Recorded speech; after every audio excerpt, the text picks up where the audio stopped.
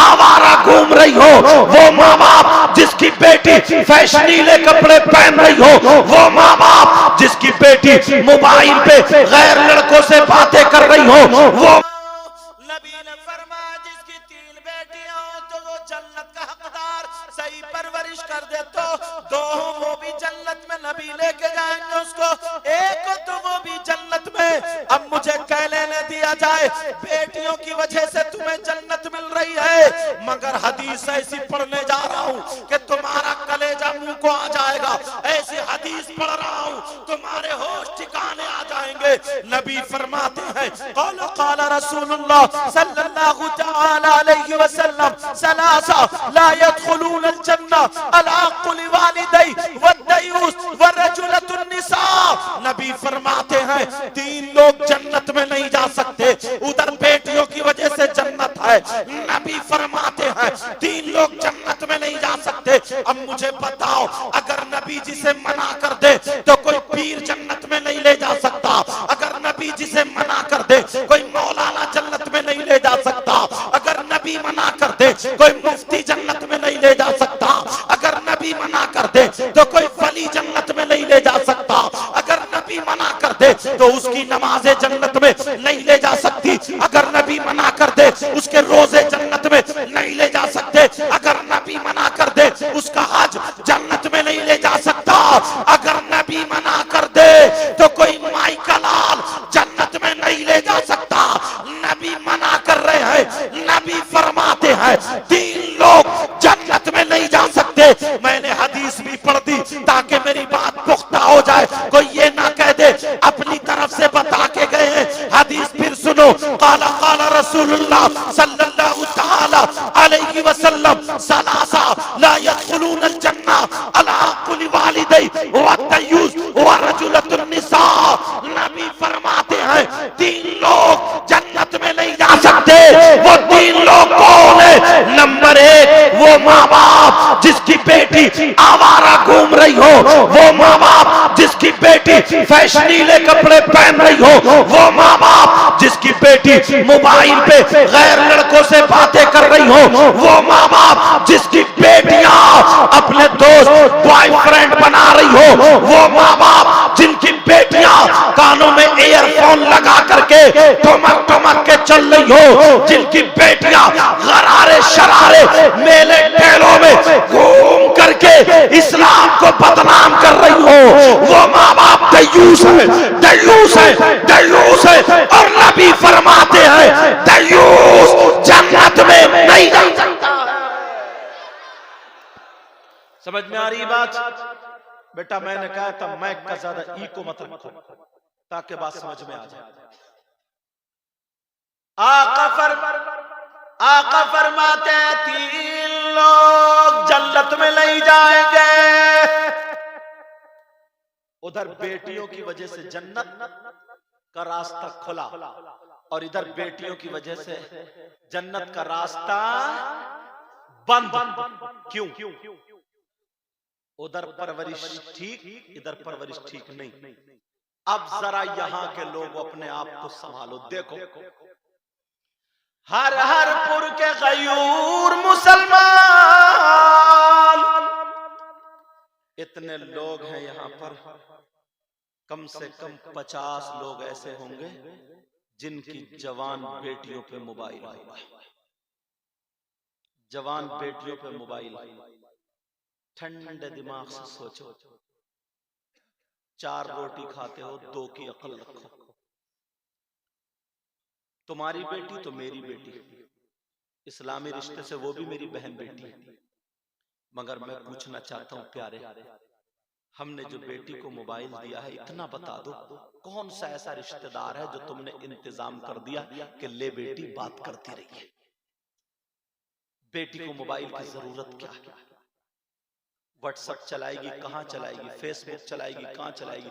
YouTube चलाएगी, कहां चलाएगी? बात करेगी तो किससे करेगी? मुझे इतना बता दो। किसी की बेटी ऐसी है जिसके ट्रक चल रहा है, हवाई जहाज चल रहे हैं, बसें चल रही है, फैक्ट्री चल रही है, कारखाना चल रहा है, ट्रेनें चल रही है कि मोबाइल के बगैर सब ठप हो जाएगा, पूरा खानदान भूखा मर जाएगा। है किसी की बेटी ऐसी? आज शादियों में देख लियो, हर हरपुर में कल को अगर शादियों 50 लड़कियां होंगी, एक भी अल्लाह की बंदी ढंग के कपड़े नहीं पहने होंगे, सबके वही फैशनीले कपड़े, वही बाल कटे हुए, वही दुपट्टा एक तरफ पड़ा हुआ, यहाँ का जिस्म दिख रहा है, वही गरारे चरारे मटक मटक के चल रही है, टेढ़ी भेड़ी होकर के इधर से उधर, जिधर लड़के खड़े इठला इठला के जा रही है, जहां गमला देख लिया तो सेल्फी मार रही है। ये तो अपनी आंखों से देख रहे होगे, ये किसकी देन है?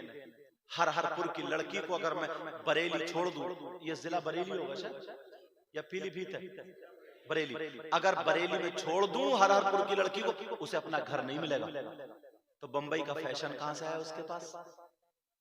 गोवा का चालो चलन कहां से आया बोलो? हैदराबाद चेन्नई का कल्चर कहां से आया बोलो?